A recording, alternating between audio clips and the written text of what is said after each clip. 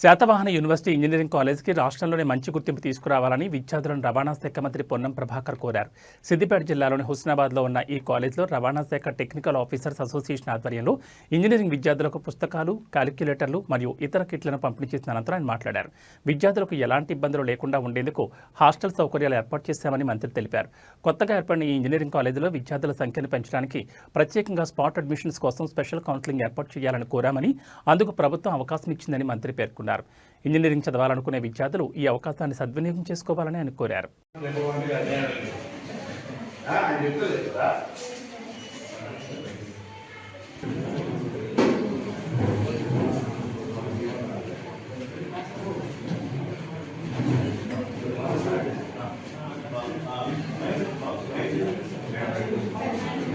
సుమారు ₹1,00,000 శ్రీనివాస ఈరోజు మా పిల్లలు కూడా చాలా సంతోషంగా ఉన్నారు.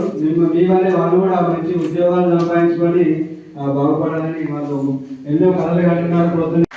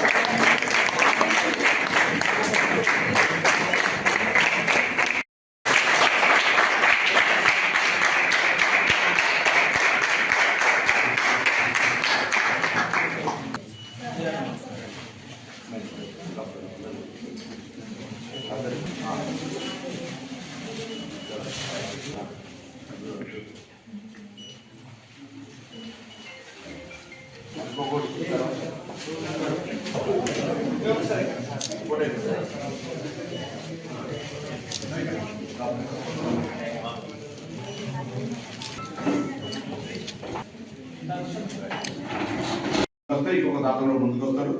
మీ సంఖ్య కూడా పెరుగుతుంది. స్పెషల్ కౌన్సిలింగ్ మళ్ళీ కాబోతోంది. మీ మిత్రులు ఎవరైనా ఉంటే చెప్పండి.